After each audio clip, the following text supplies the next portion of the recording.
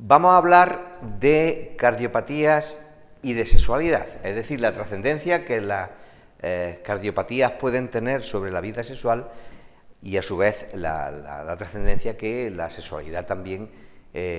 puede tener sobre las personas que tienen enfermedades con cardiopatías. Hay factores determinantes que pueden producir problemas en las personas que tienen y que padecen o que han padecido una cardiopatía. En primer lugar, la medicación. Los medicamentos usados en las cardiopatías y en las enfermedades que rodean a todas las cardiopatías, como la hipertensión, etcétera, pues pueden producir problemas directos iatrogénicos con un efecto directo sobre la función sexual, y eso está ahí, pero también tenemos que ver que el efecto de la medicación, por ejemplo, contra la hipertensión, que es una enfermedad muy ligada a las cardiopatías, son efectos que a veces se sobrevalora el efecto iatrogénico que tiene el medicamento, porque también la bajada de la presión sanguínea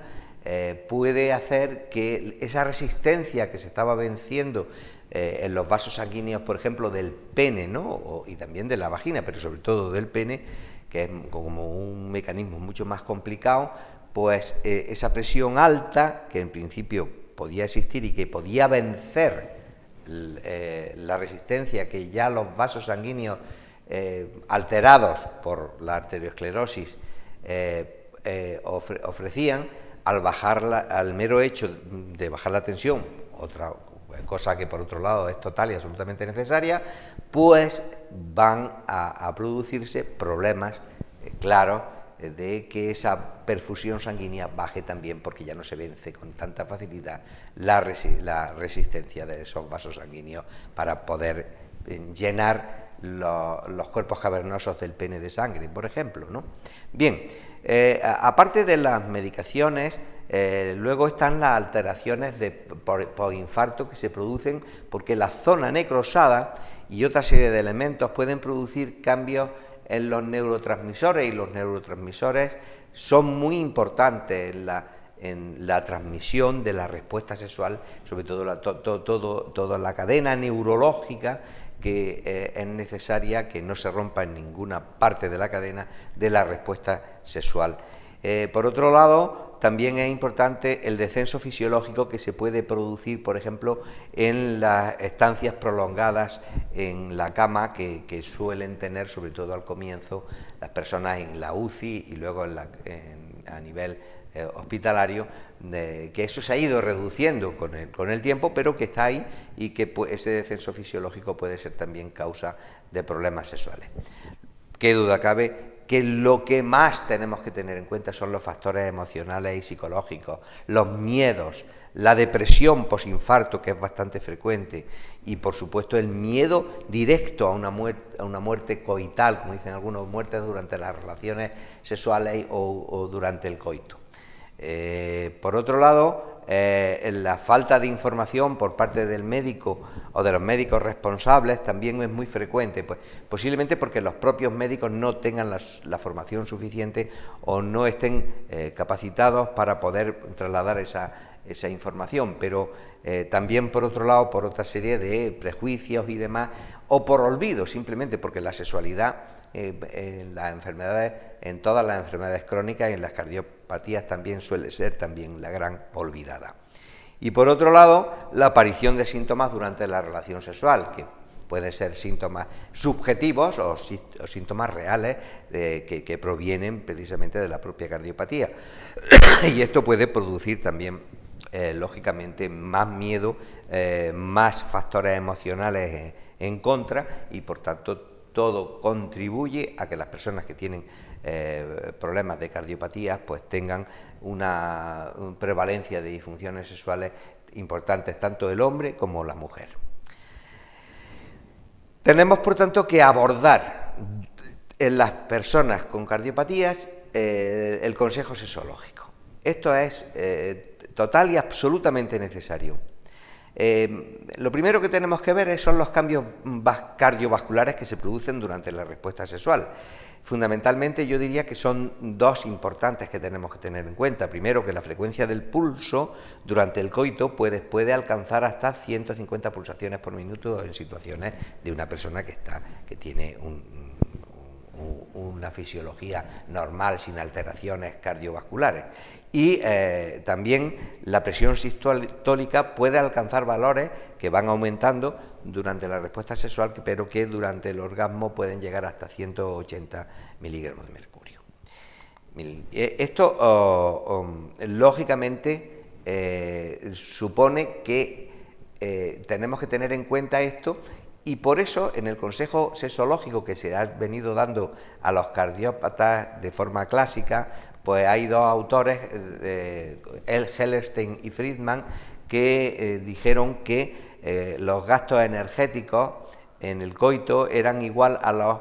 consumidos al subir 2 tramos de escaleras. Por eso se les aconsejaba a los enfermos ver qué pasaba subiendo 2 tramos de escaleras y que cómo se comportaba el corazón. Pero claro, esto también tiene su peligro, porque si es igual, pues la misma prueba puede hacerse subiendo el tramo de escaleras que haciendo el coito. Por otro lado, también otros dos autores, Siemski y Mansfield, decían que subir 20 escalones en 10 segundos es igual, y hacerlo bien en condiciones normales, con una respuesta normal, una respuesta cardíaca normal, por tanto, esto era igual a estar capacitados para reiniciar la actividad sexual. Había otros autores que, en serio, en broma, pues decían que se tenía que renovar la actividad sexual si era con la propia pareja 6 semanas después de un infarto, y si era con una pareja extra, ¿no?, pues 6 meses después del infarto. Pero esto, lógicamente, entra dentro de algo que a mí científicamente no me parece serio. A mí lo que me parece muy serio fue el consenso en Princeton, que se hizo un panel de consenso entre sexólogos, cardiólogos, que se llegó en el año 2000 y que luego se volvió a evaluar y a reevaluar y a consensuar de nuevo en el año 2005. Que se dividió a las personas con cardiopatía en cardiopatías de bajo riesgo, en cardiopatías de medio riesgo y en cardiopatías de alto riesgo, es decir, con una serie de elementos que tiene que valorar el médico y sobre todo que tiene que valorar el cardiólogo, y ver si un enfermo se encuentra en la categoría de bajo riesgo ya, porque ha pasado esa categoría, si está en medio riesgo o si está en alto riesgo. Si está en alto riesgo, normalmente lo que suele ocurrir es que el enfermo está internado en el hospital, con lo cual el planteamiento de la actividad sexual pues no es posiblemente pertinente, ¿no? ¿Qué hacer una vez que ya están categorizados las personas que tienen un problema de cardiopatía, para ver si son de bajo, de medio o de riesgo elevado? Si son de bajo riesgo, pueden ser animados a reasumir la actividad sexual, o en su caso a ser tratados de su disfunción sexual si ésta continúa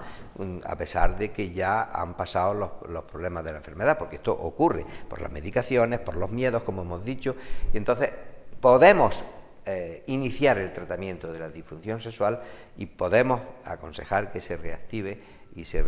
reanude la actividad sexual. En los de medio riesgo, es decir, los de riesgo moderado, deberán de ser evaluados de nuevo antes de calificarlos como de bajo riesgo, es decir, son enfermos que están en stand-by,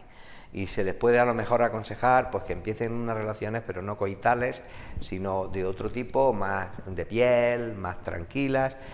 y luego volver a evaluarlos hasta que podamos tenerlos ya en esa categoría de bajo riesgo. Y por supuesto los de alto riesgo deben de ser estabilizados con tratamientos específicos, por supuesto, antes de reactivar su vida, y no solamente sexual, sino su vida cotidiana normal. Posiblemente, ya digo, que son enfermos que puedan estar ya todavía ingresados. Definitivamente, podríamos decir que ante lo más importante de lo que ocurre después de un infarto de miocardio es el miedo al riesgo de sufrir otro infarto. Tengo que decir que el riesgo de infarto de miocardio inducido por un coito, que es la actividad posiblemente más que más ejercicio requiere, dependiendo también del coito, porque todo esto también depende de qué tipo de actividad durante el coito se esté haciendo, ¿no? Pues el riesgo de infarto de miocardio inducido por un coito es mínimo, 2 posibilidades por millón hora en individuos sanos de mediana edad. Por tanto, el riesgo es bajo. Y 20 posibilidades por millón hora en pacientes de alto riesgo de enfermedad coronaria, pues porque tienen 3 o más factores de riesgo de enfermedad coronaria. Por tanto, esto hay que tenerlo en cuenta. También hay que tener en cuenta otra cosa. La aparición, por ejemplo, en un hombre de una disfunción eréctil, ya hay que considerarla como un elemento más de riesgo coronario. Es decir, la misma aparición si esto está ligado sobre todo a personas que fuman y a personas que tienen otro tipo de riesgos, pues hay que tenerlo muy en cuenta, porque la aparición de una disfunción eréctil es un hecho que debe de incluirse ya como riesgo coronario importante. Y por último, decir que lógicamente lo que tenemos que hacer, no solamente para los enfermos con cardiopatía, sino para todos los demás con enfermedades crónicas, y yo diría que por la población en general, pero para la cardiopatía, es replantearse el modelo de relaciones sexuales. Un modelo que, como sabemos y como hemos repetido muchas veces, es un modelo reduccionista, genitalizado, reducido a los genitales, un modelo además masculino en que el hombre lleva la responsabilidad del encuentro. La frase de no hay mujer frígida sino hombre inexperto está ahí de forma machacona en nuestras mentes, y eso aumenta el riesgo, porque aumenta la ansiedad de rendimiento.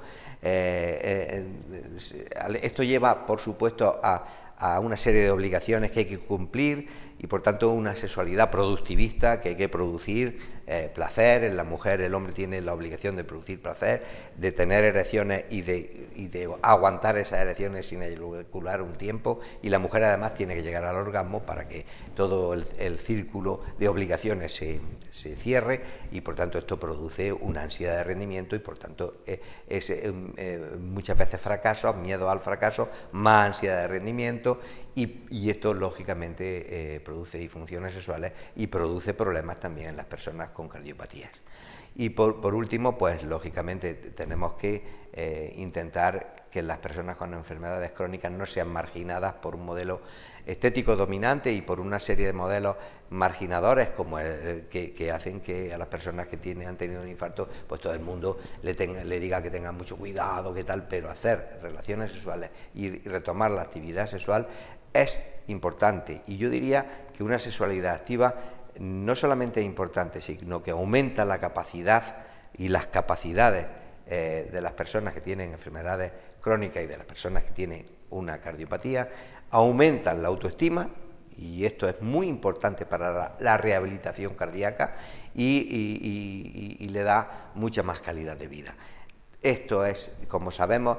elemental para que una persona que ha tenido una cardiopatía pueda recuperarse y pueda rehabilitarse mucho mejor. Y la sexualidad no hay y no sirven excusas. Tiene que estar presente dentro de todos los programas de rehabilitación cardíaca.